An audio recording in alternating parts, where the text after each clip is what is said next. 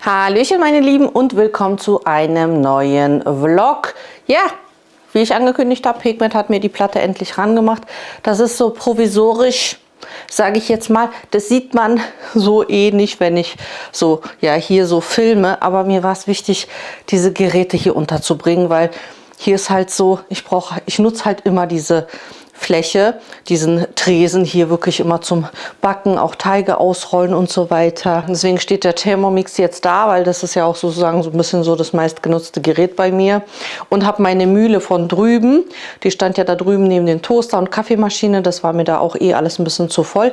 Habe ich jetzt hier hingestellt, weil hier finde ich die auch viel besser, weil ich auch gerade, wenn ich hier mit Teig arbeite, auch direkt ja, schnelleren Zugang zum Mehl habe, als so hin und her zu laufen. Meine KitchenAid, die ich nämlich die ganze Zeit immer vom Keller hoch und runter geschleppt habe, jetzt hier wieder hingestellt. Ja, und den Airfryer. Aber das sind halt die Geräte, die ich nutze.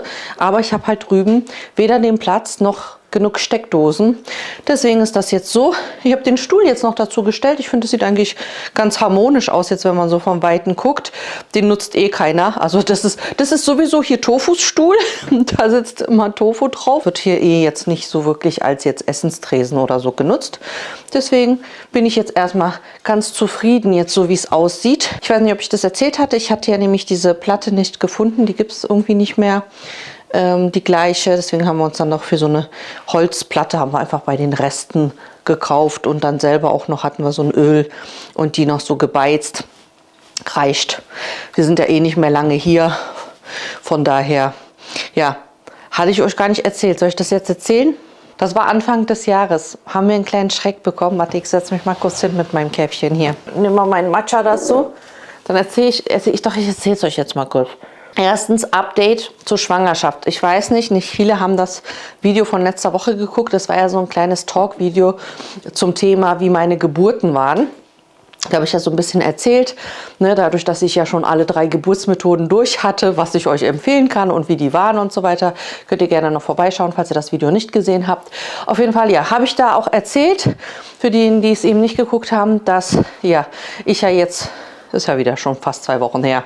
Bei der Feindiagnostik war jetzt bei der letzten und der Arzt entschieden hat, dass wir ja doch einen Kaiserschnitt machen müssen, weil die Gebärmutter naht. Ne? 2-mal hatte ich ja schon Kaiserschnitt, sehr, sehr dünn ist und ja, dadurch wir doch nochmal einen Kaiserschnitt machen müssen. Also generell sind ja, sagen Ärzte so, wenn man 2-mal Kaiserschnitt hatte, dann ja, kann man nicht mehr normal gebären. Mir haben aber viele andere Mütter geschrieben, die trotz dessen normal eine Geburt hatten. Und das hatte ich ja auch mit meinem Arzt abgesprochen und er meinte, er schaut halt eben zum Ende hin, wie es aussieht. Dementsprechend wird das entschieden.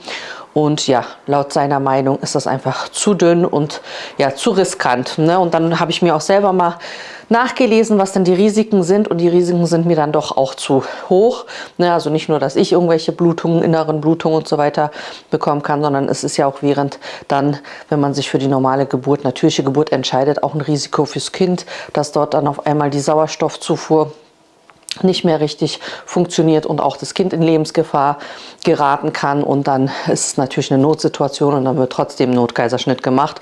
Deswegen, ja, dann ist es jetzt lieber geplant und ich habe jetzt meinen Termin und wenn ihr dieses Video seht, dann sind es knapp 2 Wochen und dann ist unsere kleine Maus da. Deswegen bin ich auch jetzt voll so in bisschen, ja nicht Panik, aber ich bin ja total gechillt, ne, wenn ich überlege, wie ich so damals war beim ersten Kind. Ich habe ja noch weder ein Bett, weder ein Autositz. Ne? Also was ich habe, ist halt eine Wickelkommode, die Klamotten sind bereit, Wickelsachen, Windeln und so weiter, ist alles bereit. Ich muss noch ein bisschen alles nochmal die letzten Sachen einräumen und so. Ich glaube, das machen wir dann nächste Woche dann gemeinsam und dann bestelle ich auch noch das Bett und dann gucken wir mal, ja nochmal, ob wir diesen Donner nehmen, Autositz, Kinderwagen, was auch immer.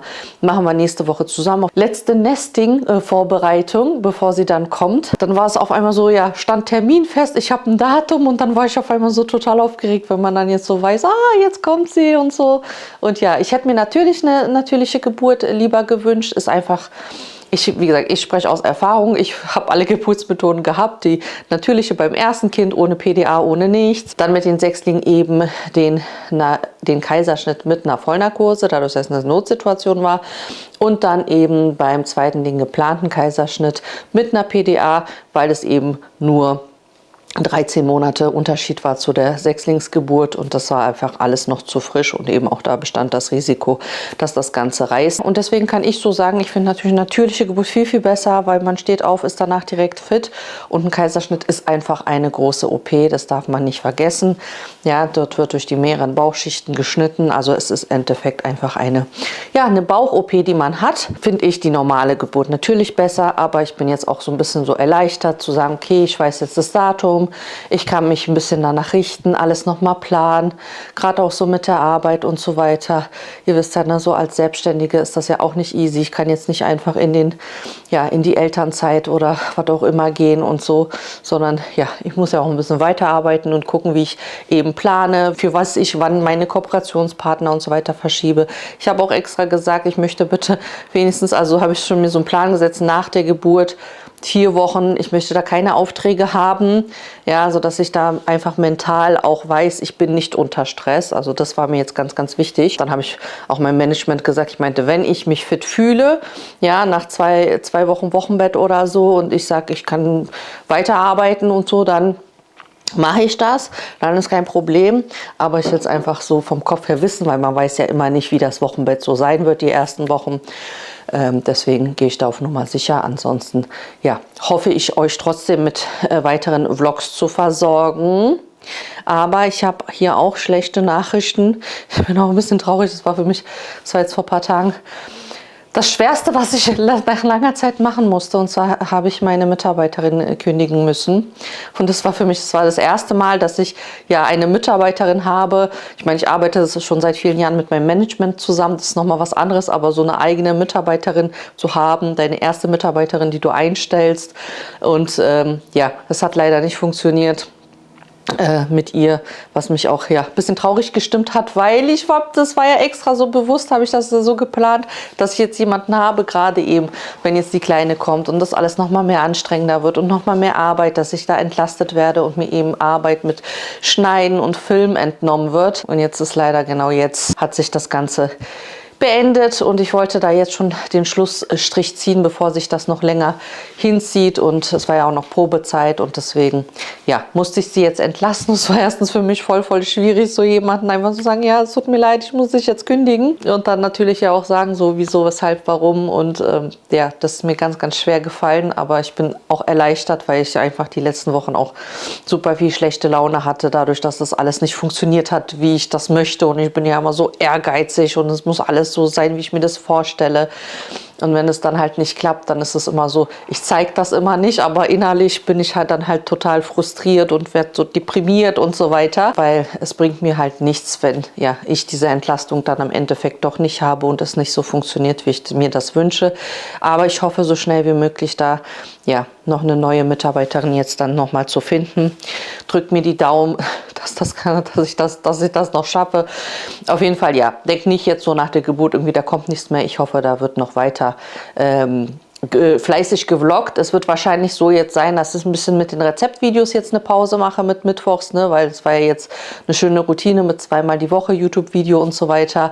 Aber ich denke jetzt erstmal mache ich dann mit den Rezeptvideos eben eine Pause, damit das Ganze nicht zu viel wird und hoffe dennoch, euch sonntags mit den Vlogs weiter mitzunehmen. Wird dann Klein Njunia, also das ist, ihr Spitzname ist Njunia, das ist polnisch. Ich habe ganz Zeit überlegt, ich muss das mal irgendwie googeln. Vielleicht können die Polen hier unter euch mir in den Kommentaren schreiben. Njunia ist so Kosename für Babys eigentlich, Njunia, aber ist auch weiblich, ne? Ja, Njunia ist nur weiblich.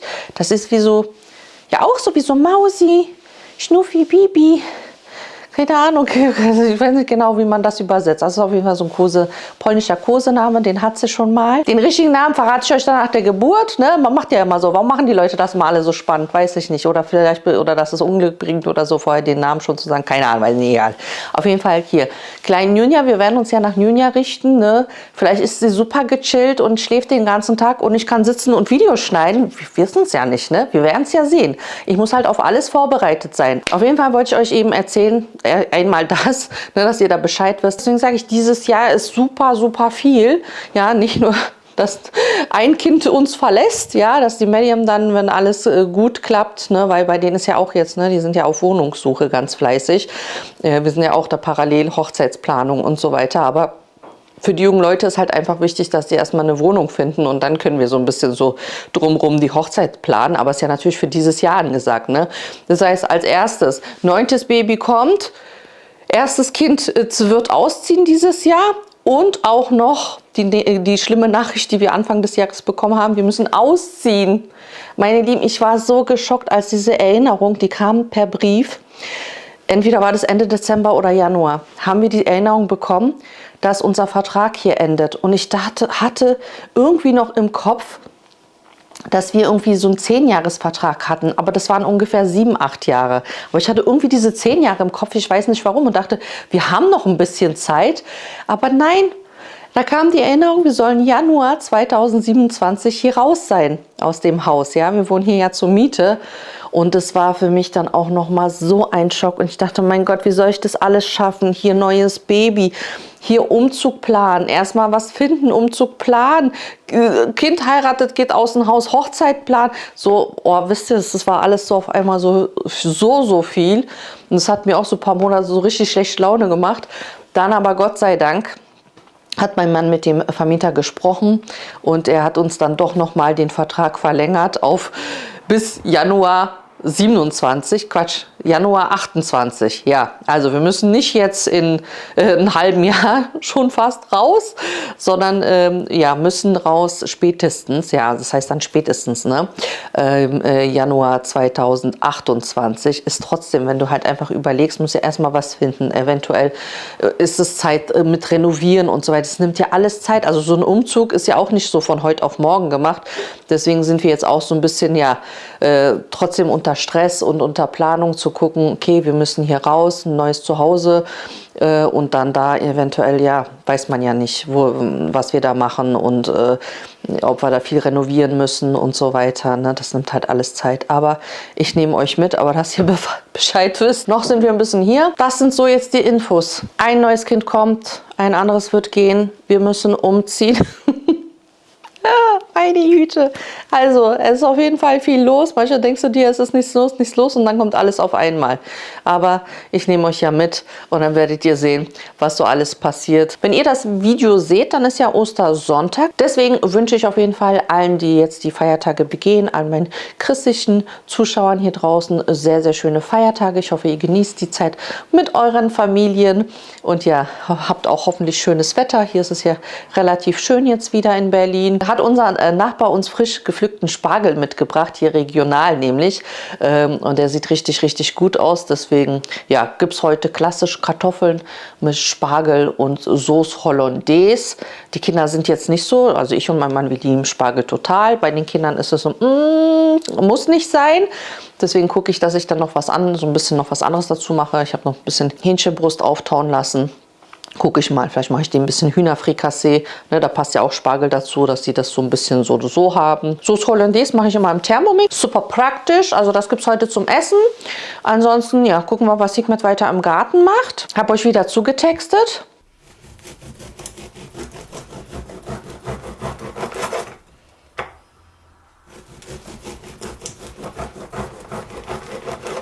Das ist der Rest von meinem Lieblingsbrot. Dazu gibt es ja schon ein Rezept in der Playlist Brotrezepte.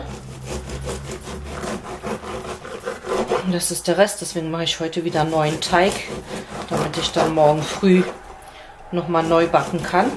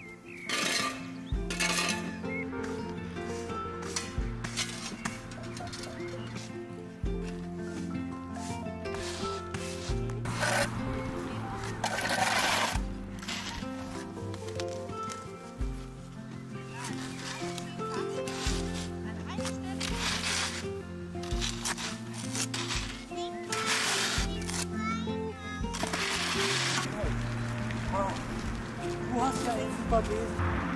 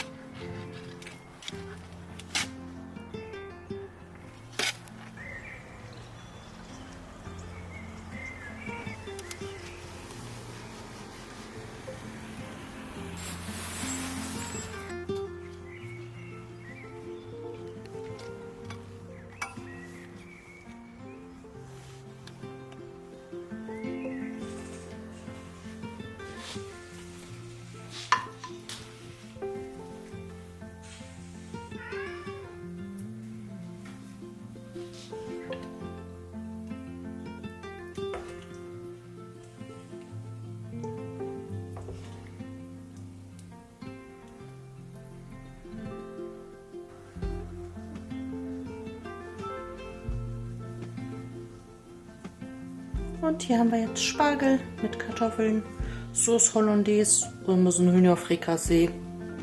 So werden auch alle satt.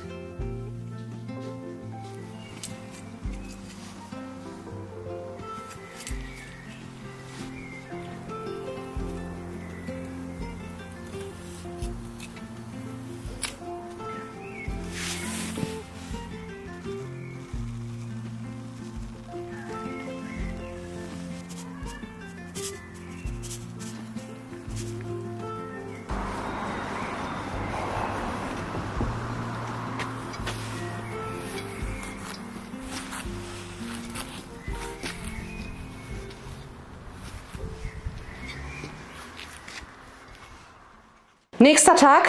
Ich nutze es aus, dass die Kinder ja jetzt Osterferien haben. Die eine Woche ist ja jetzt schon fast um. Wir haben ja nur noch nächste Woche. Deswegen, ich nutze die aus. Ich habe nämlich noch eine To-Do-Liste, die ich auf jeden Fall noch abarbeiten muss. Ich habe ja eben nur noch 2 Wochen. Deswegen nächste Woche nehme ich euch noch mal mit. Da mache ich noch mal ein bisschen mehr. Was ich jetzt auf jeden Fall mache, weil mein Online-Einkauf kommt gleich. Ich gehe ja jetzt nicht mehr so viel einkaufen. Hikmet geht viel einkaufen, aber ich finde es immer so praktisch, dass ich mir immer die Sachen schon einfach immer in den Einkaufskorb packe.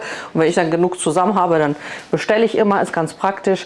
Und deswegen, bevor der kommt, mache ich jetzt den Kühlschrank sauber. Der hat es nämlich sowas von nötig. Das war nämlich unter anderem auch auf meiner To-Do-Liste. Also die ist jetzt nicht so riesig, die To-Do-Liste, aber das, denke ich, mache ich eben ja praktischerweise jetzt direkt.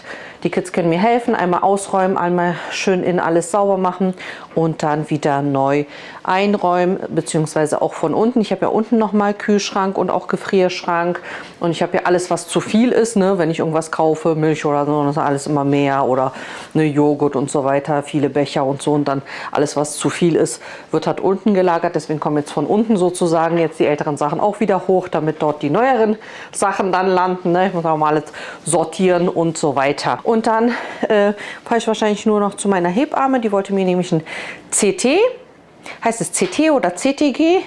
Bin mir nicht ganz sicher, legen, weil meine Frauenärztin hat das noch nicht gemacht, komischerweise. Eigentlich macht man das ab der 34. Schwangerschaftswoche.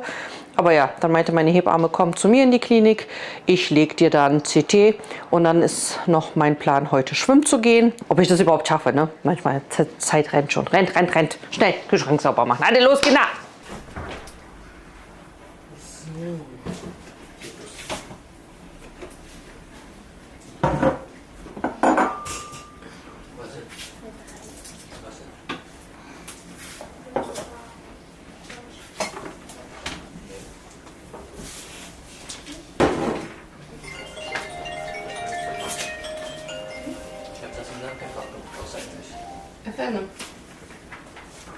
So eine Behälter sind auf jeden Fall super, super praktisch. Aber nach einer Zeit ist da auch Unordnung und man muss das so ein bisschen mehr sortieren. Das werde ich alles machen, weil ich die Behälter auch nochmal alle auswische und sauber mache. Ja, that's the reality. Wieder die Petersilie gelebt. Boah, also das ist wirklich schon sehr, ja, das war lange. Dieses Geschenk hat es definitiv nötig. Sah erstmal gar nicht so schlimm aus. Aber gut, ja, ich sehe, that's the reality. Real life, meine Lieben, ja, dreckiger Kühlschrank. Aber das ist halt so alles so klebt da überall Essen, dann kippen die Kinder mal was aus und so weiter. Und ja, so sieht es dann aus. Aber das wird erstmal, ich mache jetzt alles ab. Die wasche ich per Hand. Die ganzen Kisten und so weiter. Und das mache ich danach die Ecke.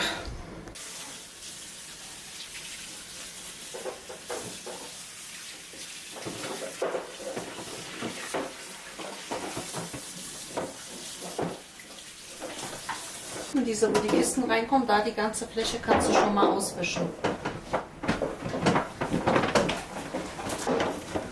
Ja, ist das jetzt clean? It's clean, oder? It's clean.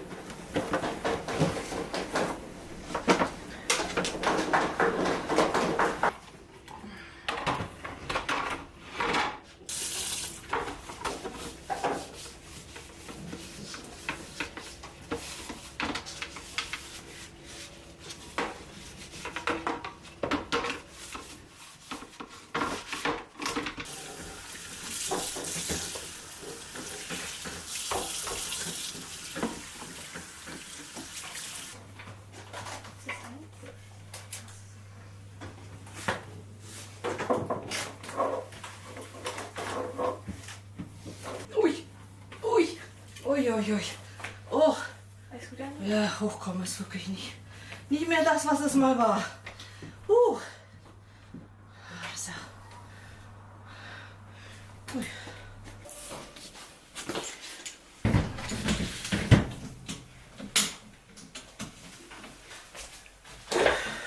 Das war. Ne? Das versuchen. Noch einiges. So.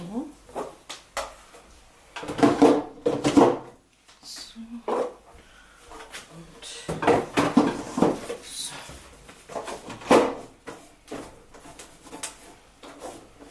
Hier einmal die ganzen Soßen, also diese ganzen vorderen Sachen, die waren ja hier an den Seitenschränken.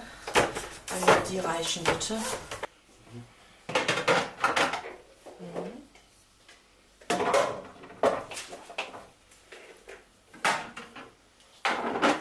Überlegen, wo ich was drin hatte. Was das Sinn ergibt. Genau, warte. Das ist nicht. So, genau, das war auch noch hier. Ich habe ja gar nicht gezeigt, wie blitzblank jetzt der Kühlschrank ist. Können wir das mal bitte appreciaten? Ah, die Kisten mache ich jetzt noch rein. Hier habe ich schon mal alles sortiert. Das macht einen voll happy, ne? Wenn man so schön sauber gemacht hat und jetzt alles nochmal sauber einräumt. Ach, ich hoffe, das bleibt nur eine Weile so.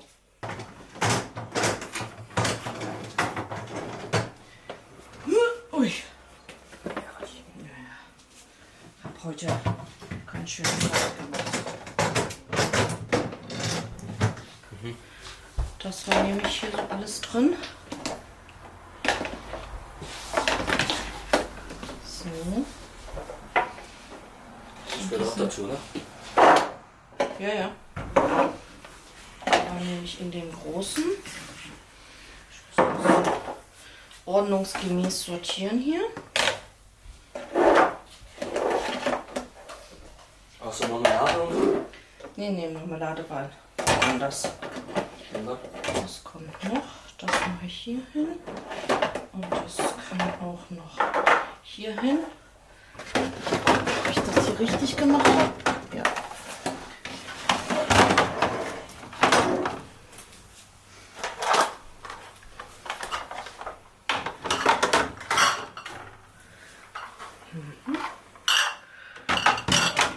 Perfekt.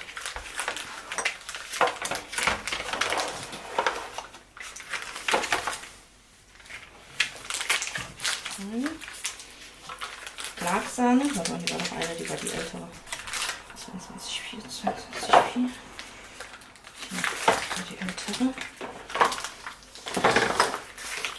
Ich hab das schon Schlagsahne. sortiert. Ist da noch Schlagsahne? Nee, ne? Ja. Schand. Mhm. Perfekt.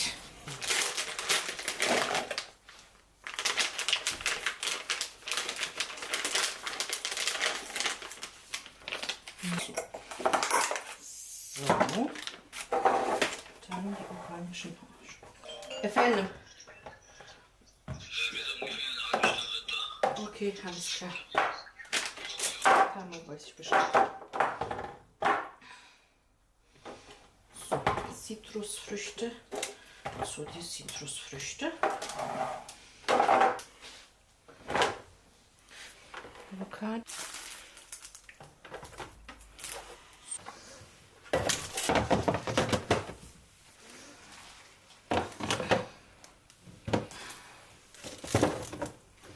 Auch.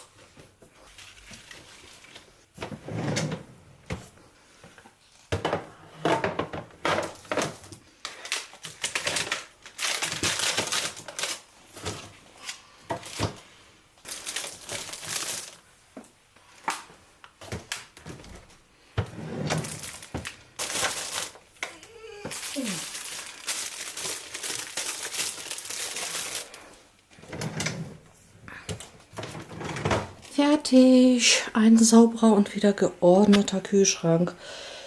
Das war anstrengend. Die Kinder haben zum Glück mitgeholfen. Aber ja, jetzt habe ich so ein bisschen wieder alles ordentlich sortiert, übersichtlich und sauber. Hier lasse ich ja immer die große Lücke eben für meine großen Kefirflaschen oder falls da mal so ein Kuchen oder so reinkommt. Deswegen habe ich da mal diese große Lücke. Und die anderen Sachen sind jetzt wieder in den Fächern.